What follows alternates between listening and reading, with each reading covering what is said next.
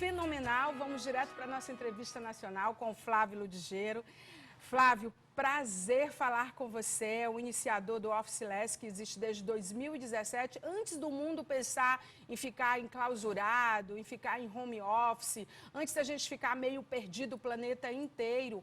Poucas empresas, Sim. mas já com experiências relevantes de deixarem os seus colaboradores em casa. O Officeless já era um movimento que apostava em autonomia, apostava em segurança, apostava também em propósito, né? E aí ele está formando times pelo Brasil já há bastante tempo, né? O Flávio Ludigero fala direto de Brasília, ele é uma das figuras à frente desse movimento, que terminou ganhando muita relevância naturalmente pelo momento de pandemia que a gente vive. Obrigada por estar aqui com a gente, Flávio. Tudo bem com você?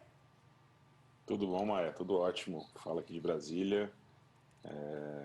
Muito obrigado aí pelo convite. Estou muito honrado de estar aqui com vocês hoje. Vamos bater esse papo que vai ser legal. Então, hoje a gente resolveu fazer um programa temático sobre home office, porque grandes empresas do mundo já anunciaram que, mesmo que tudo volte ao normal, e vai voltar, não vai ser o novo normal, porque eu também não acredito nisso, mas vai voltar Não mesmo. a rotina, pelo menos para rodar os negócios e a vida, elas vão manter os seus colaboradores em home office. É o caso do Google, do Twitter. No Brasil, várias empresas grandes, inclusive da área financeira, também anunciando isso.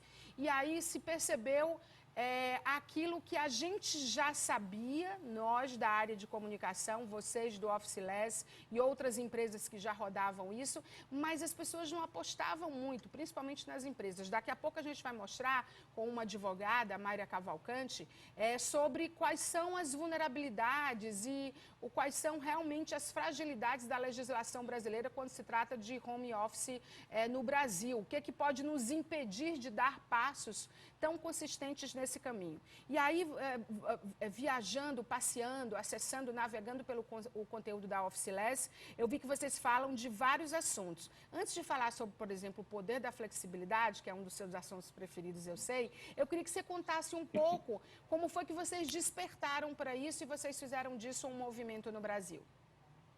Legal. Bom, a gente trabalha remotamente desde 2008, na verdade. A gente trabalhava para uma empresa norte-americana, morando na Austrália nessa época. E naquele momento, a gente entrou em contato, né, com o trabalho remoto. A gente teve a liberdade de morar num outro país, isso ainda em 2008. E em 2012 a gente volta para o Brasil, a gente cria uma empresa que é um estúdio de design que atende startups com a sede em Brasília, mas que atende startups no Vale do Silício. E atendendo essas startups do Vale do Silício, a gente percebeu que a gente mudava a forma como elas trabalhavam. Então, como a gente já estava bem acostumado a trabalhar remotamente, a gente achou natural criar um movimento e entender que podem existir novas formas de se trabalhar. Então, quando a gente fala que o trabalho tem que ser pautado na confiança, no propósito, na autonomia, é a nossa visão de futuro. Então, o Officeless nasce em 2017 como um movimento e desde lá a gente vem ajudando uma série de empresas como a iFood, Simpla, a Cato, o Superior Tribunal Federal, o TCU, todos esses órgãos que alguns deles já tinham né, despertado para o trabalho remoto, e a gente está acelerando essa mudança cultural e permitindo que esses times performem e realizem muito mais remotamente do que presencialmente ali, né, de alguma forma. Na verdade, o home office, ele, através desse poder da flexibilidade que você menciona com muita propriedade, ele resolveu um problema que é um problema de talento. Não é que faltam, vocês Total. dizem isso nos conteúdos de vocês, não é que faltam talentos no Brasil ou nas empresas. Só que os talentosos, os criativos, os inovadores e mesmo aquelas pessoas que entregam um trabalho que é bacana, que é honesto, elas estão precisando de uma outra relação com o trabalho. E isso a gente tem discutido ao longo de muito tempo, porque nós formamos pessoas ainda com base na Revolução Industrial. Bota a farda, toca a campainha da escola, você é avaliado por 12 questões mensalmente sobre aquilo que foi ensinado. O desenvolvimento das habilidades ficou em segundo plano. E aí veio a pandemia, acelera isso e desnuda o que as pessoas que já estavam pesquisando ou atuando nessa área já sabiam.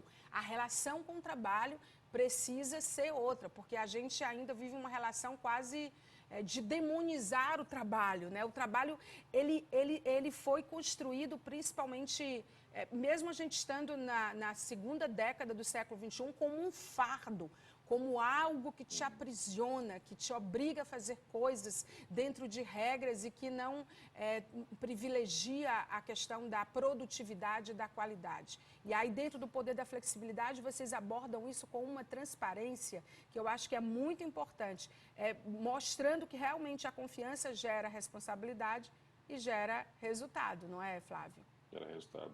Totalmente, totalmente. Eu acho que a relação de confiança é a base, né? Acho que para as organizações que querem operar nesse modelo, que as pessoas, a partir de agora, acho que com a pandemia, teve um fórceps para forçar o trabalho remoto de alguma forma, e isso permitiu que as pessoas agora criassem novas relações e começassem a confiar umas mais nas outras, assim, de alguma forma.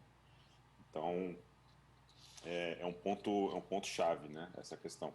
E aí tem muitas empresas, né, que estão ainda indo por modelos híbridos, né? Então, assim, não é uma questão de tudo ou nada, né? Elas podem manter o escritório, mas elas vão precisar ressignificar esse espaço de trabalho. É o que a gente fala que é o modelo híbrido. Então, o modelo híbrido você tem ainda a tua sede, mas a sede vai precisar ser repensada do ponto de vista de arquitetura, do ponto de vista de olhar para aquele lugar não mais como uma obrigação para se trabalhar, como a Maia falou, a gente tem ainda muito reflexo da era industrial, né? Mesmo a gente está hoje no século XXI, temos tecnologias exponenciais, conectividade, então como é que a gente entra qual que é a lógica de você exigir que as pessoas vão para um centro da cidade, trabalhar dentro de um escritório, sendo que ela pode, com um simples computador e uma boa internet, trabalhar da onde quiser, né? Então, acho que esse é um ponto para os líderes dessas grandes empresas e das pequenas e médias também começarem a olhar com mais atenção, né?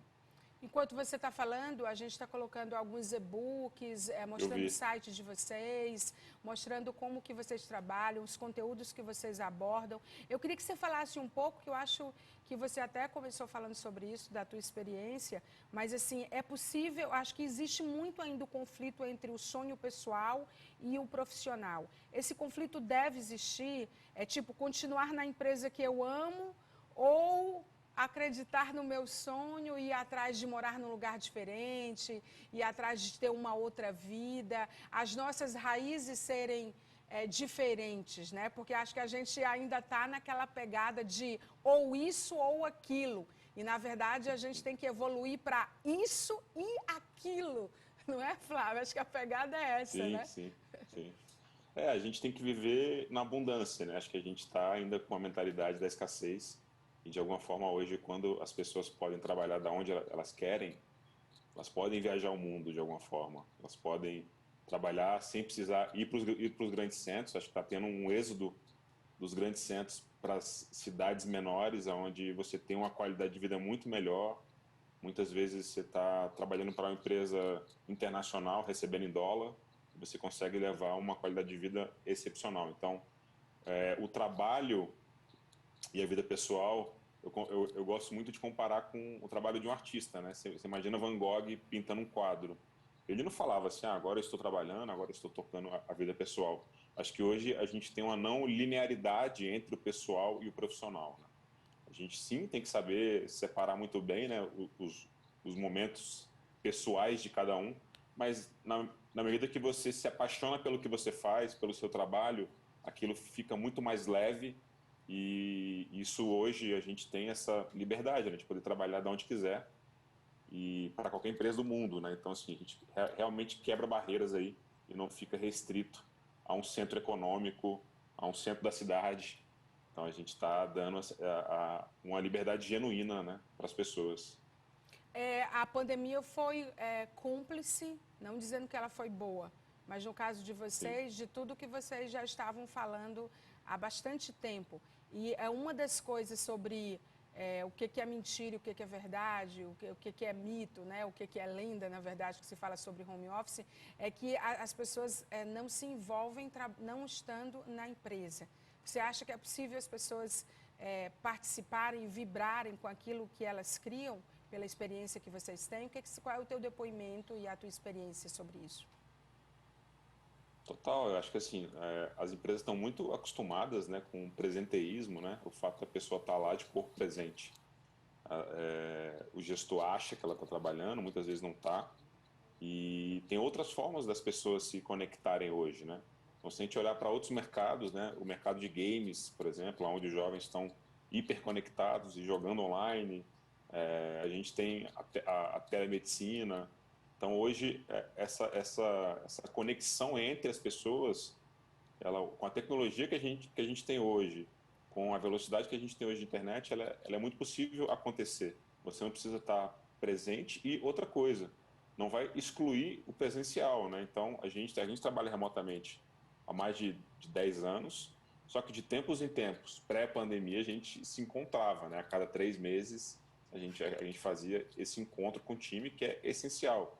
A gente ainda não tem tecnologia que substitua, né, o contato humano, mas dá para você suprir essa demanda com rituais, com boas práticas, né, de comunicação, interação.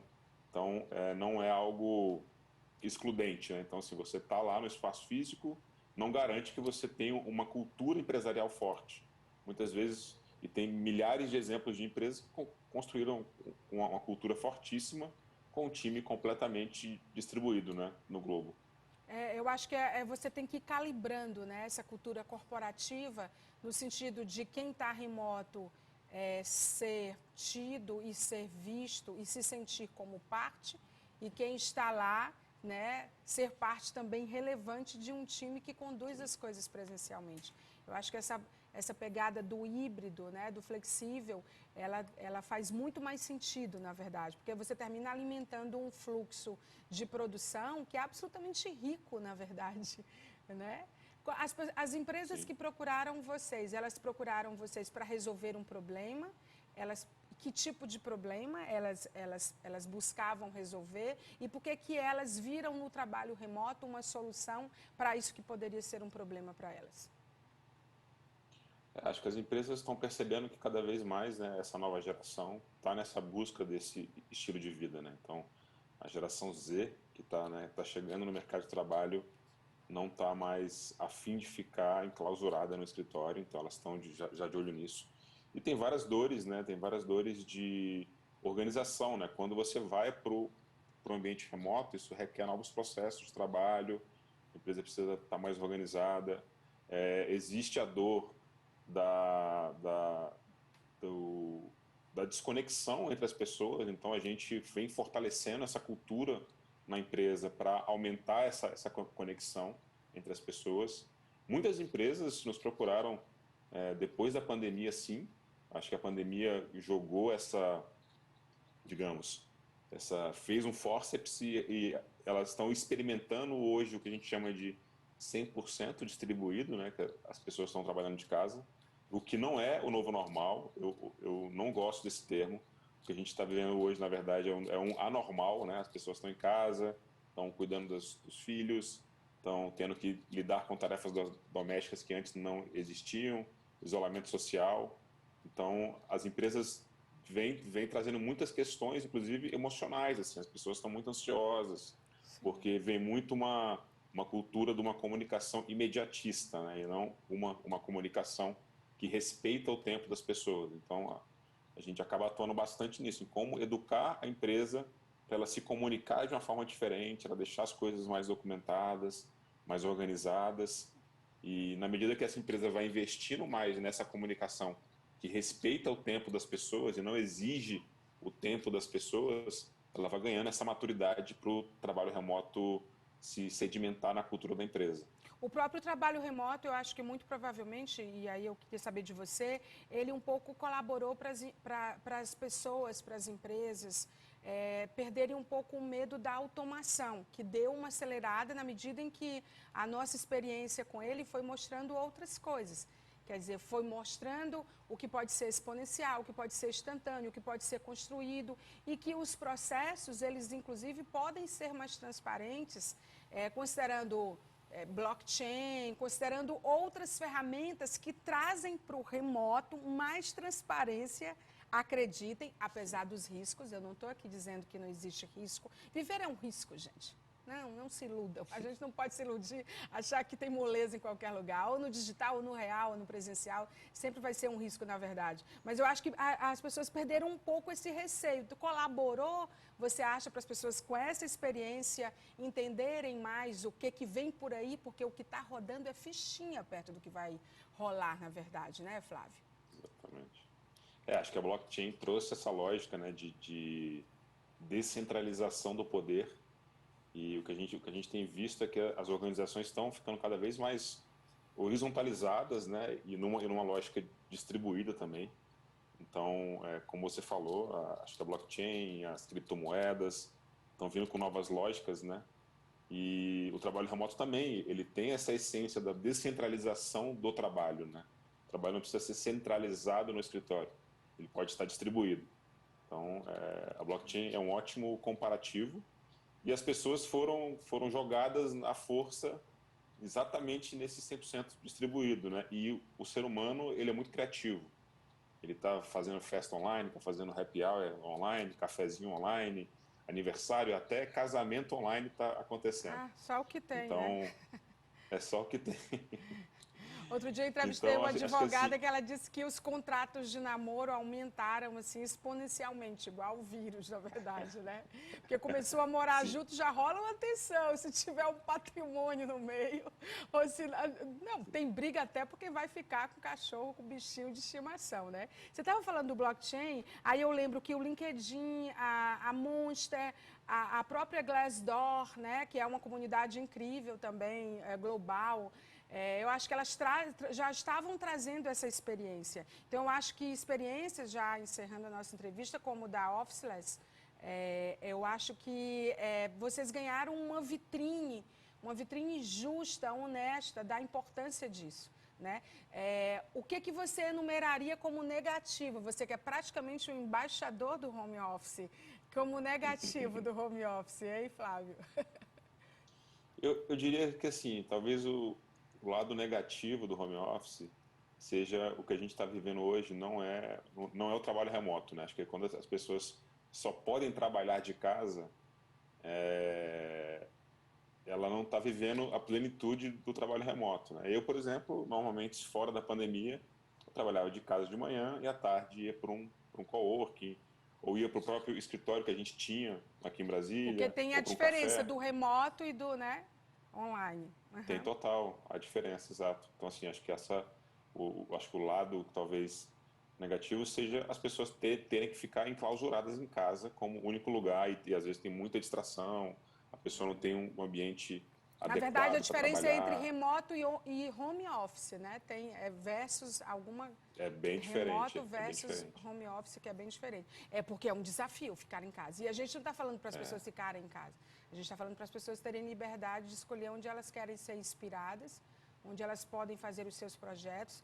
E como se trabalhou muito. Nossa, tem empresa que diz, não quero mais voltar. Porque está todo mundo é, trabalhando mais até, né? Acho que a entrega é esse diferente. é um problema. A gente precisa calibrar isso, né? É. Essa As pessoas entrega. estão trabalhando muito mais porque elas estavam acostumadas com presenteísmo, né? Que é você estar presente, você Sim. está trabalhando. Agora as pessoas estão se fazendo presente, trabalhando muito mais. Então, o que eu mais escuto é que as pessoas passam o dia inteiro em reuniões, estão trabalhando 8, 10 horas. Então, acho que esse é um efeito colateral danoso, assim, né? Então, como as empresas não têm essa maturidade na comunicação ainda, um efeito Sim. colateral está sendo isso, o excesso de reunião, A o gente tem excesso que se educar, né? Vai ter de que ter um chat. uma educação corporativa, né? Até para criar uma segurança psicológica, que eu acho que foi um termo que veio muito forte agora.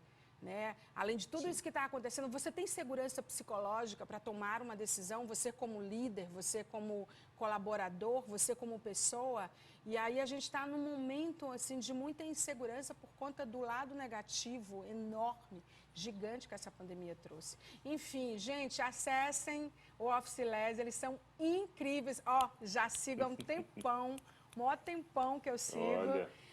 Acho muito bacana, acho incrível, super me identifico e eu acho que a gente precisa ver o outro lado de quem já está rodando. Uma das dicas para a gente mudar o nosso jeito de trabalhar é a gente perguntar quem está lá na frente ou quem está num outro lugar, não precisa estar na frente, ou quem já rodou uma experiência. E aí, como é que foi? Me conta.